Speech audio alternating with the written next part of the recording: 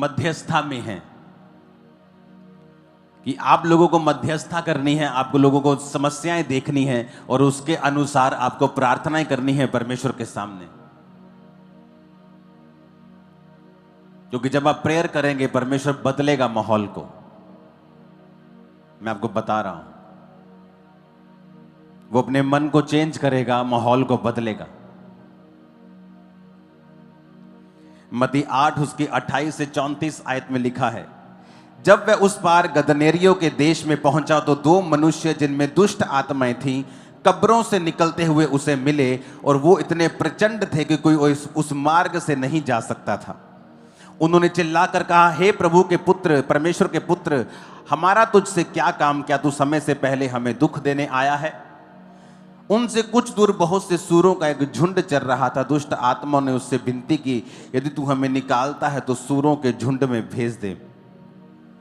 अब यहां पर यह हमने बहुत बार वचन बहुत बार पढ़ा है, लेकिन अब जिस बात की मैं जिक्र करना चाहता हूं वो है कि जब वो गदनेरियों के देश में यीशु मसीह पहुंचे तो लिखा दो मनुष्य उन्हें वहां से मिले। वो इतने प्रचंड थे, यानी वो इतने अग्रेसिव थे वो दोनों। वचन में लिखा है कि उनको संगलों से, लोहे के संगलों से बांधा जाता था, वो संगल तोड़ देते थे, अपने आप को पत्थरों से घायल करते थे।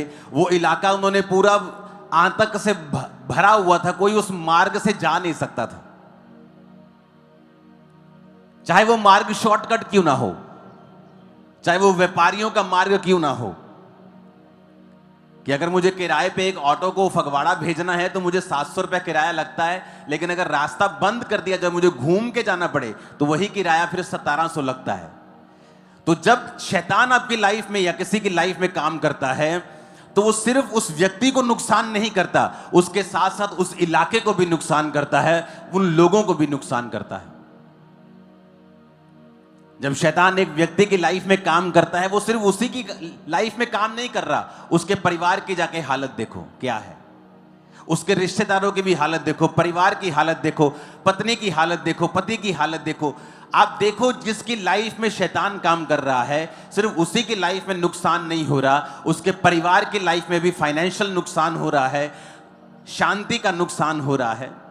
और इसीलिए जब एक व्यक्ति चर्च में आता है और छुटकारा ग्रहण करता है, सबसे ज्यादा विरोध उसी व्यक्ति का या चर्च का होता है, क्योंकि शैतान को कभी भी छुटकारा पसंद नहीं है। क्योंकि शैतान ये बात जानता है कि ये छुटकारा सिर्फ इस व्यक्ति का नहीं होगा, ये छुटकारा इसकी फाइनेंशियल लाइफ का भी होगा। एक व्यक्ति अगर शराब पीता है तो कितने लाख रुपया, कितने हजारों रुपया वो एक साल में खराब करता है। अपनी फैमिली के साथ वो घूमने नहीं जाता क्योंकि हर समय उसके दिमाग में शराब है। शाम को वो अपने बच्चों के साथ नहीं बैठ पाता क्योंकि जैसी शाम का वो शाम होती है उसके दिमाग में शराब घूमती है। वो अपने बच्चों के साथ समय नहीं बिता पाता क्योंकि उसके शाम को उसके समय में शराब है। अपनी पत्नी के साथ बात नहीं करता क्योंकि शाम को उसको तलब लगती है और वो शराब पीने के लिए दौड़ता है। ये क्या है? ये बंधन है।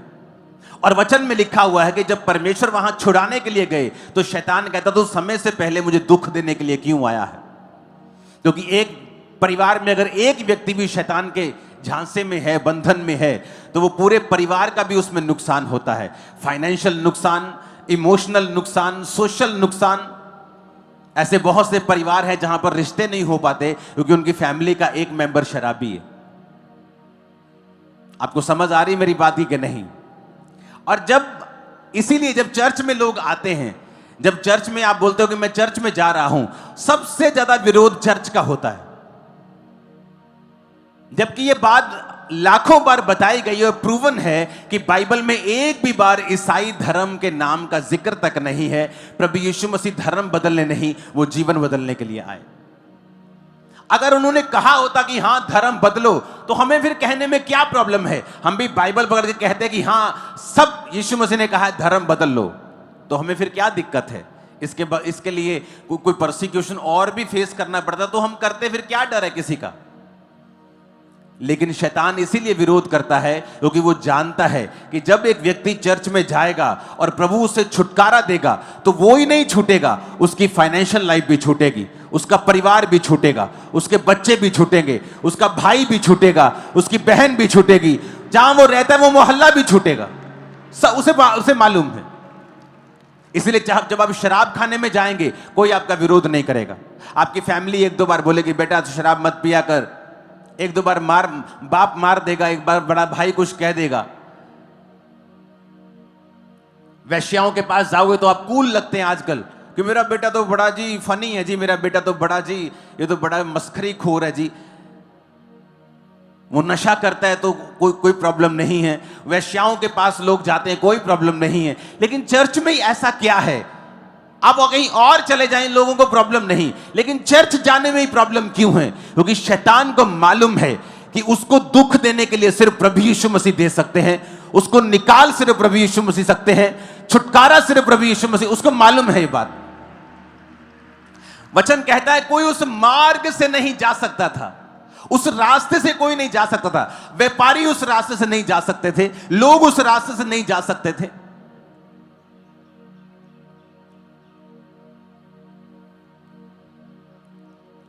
हालेलुया। अगर दुबई जाना है तो 3 घंटे लगते हैं, लेकिन अब पाकिस्तान ने अपना एयर स्पेस बंद कर दिया और अब घूम के जाना पड़ेगा तो 5 घंटे लगते हैं। उसी तरह ये व्यक्ति जहां रहता था दुष्ट आत्मा वाला, तो लोग उस सीधे रास्ते से जा नहीं सकते थे, घूम के जाना पड़ता था। जब रास्ता बंद हो जाता है या किसी इंसान की वजह से या यहां पर दुष्ट आत्मा की वजह से, कारण अलग अलग हो सकते हैं, लेकिन जब रास्ता बंद होता है तो लोगों को एक्स्ट्रा पे करना पड़ता है। अब टिकट के लिए एक्स्ट्रा पे करना पड़ेगा, लंबा रास्ता निकलना पड़ेगा। उसी तरह से हो सकता है कि साथ में गांव में किसी ने जाना, व्यापार करना हो, लेकिन ये व्यक्ति के कारण आम लोग भी दुखी थे। और इसीलिए जब व्यक्ति चर्च में आता है, जब एक व्यक्ति यीशु मसीह को ग्रहण करता है, तो लोग उसका विरोध करते हैं, उनके खिलाफ अलग अलग कानून बनाए जाते हैं। क्यों? क्योंकि शैतान सिर्फ चर्च में आकर ही निकलता है और उसकी छुटकारा जो है वो चर्च में आकर होता है, क्योंकि यीशु मसीह ने उस छुटकारे के लिए मूल्य को अदा किया है। इसलिए वचन कहता है जो काठ पर लटकाया जाता है वो श्रापित है, वो तुम्हारे लिए बांधा गया कि तुम्हें शैतान के बंधनों से आजाद कर सके। और वचन कहता है परमेश्वर ने शैतान पर फतह पाकर जब जी उठा, मौत पर फतह पाई, शैतान पर फतह पाई, मुर्दों में से जी उठा। और आज जब तुम परमेश्वर को ग्रहण करते हो, तुम भी शैतान के ऊपर फतह प्राप्त करते हो। इसलिए प्रभु यीशु मसीह ने कहा था मैं तुम्हें सामर्थ पर, उनकी बिच्छुओं की, सांपों की सारी सामर्थ पर अधिकार देता हूं, किसी वस्तु से तुम्हें कुछ भी हानि नहीं होगी। जो परम प्रधान के छाए हुए स्थान में बैठा रहेगा वो सर्वशक्तिमान की छाया में ठिकाना पाएगा। और तू सांप अजगर को क्या करेगा? लताड़ेगा, सिंह को लताड़ेगा, अजगर को लताड़ेगा। शैतान के ऊपर परमेश्वर ने आपको अधिकार दिया है। और इसीलिए जब अब एक व्यक्ति चर्च में आता है उसका विरोध होता है, क्योंकि शैतान को पता है अगर ये छूटा इसका परिवार भी छूटेगा, इसका फाइनेंस भी छूटेगा, इसका मोहल्ला भी छूट जाएगा, इसके लोग भी छूट जाएंगे, इसके बच्चे भी छूट जाएंगे, पत्नी छूट जाएगी, पति छूट जाएगा, उसको सब पता है, इसलिए वो विरोध करता है। इसलिए तो परमेश्वर ने कहा था जब तुम्हारा विरोध हो डरना मत, अपना काम करते रहना, डरना मत। जब आप डरेंगे नहीं, आप भी छुटकारा पाएंगे, आपका परिवार भी छुटकारा पाएगा। मेरे परिवार में जिन लोगों ने मुझे डराया और जिन लोगों ने मुझसे बात नहीं की कि तू परमेश्वर में चला गया, क्रिश्चियन बन गया, आज वही लोग उस छुटकारे का आनंद ले रहे हैं। अगर वो आज परमेश्वर में ना होते तो मैं आपको गारंटी देता हूं दुखी होते और हद के बीमार होते, क्योंकि आज वो खुद भी परमेश्वर में हैं, तो प्रभु उनको साथ साथ चंगा करता है, उन्हें भी आजाद करता है, उन्हें भी छूता है।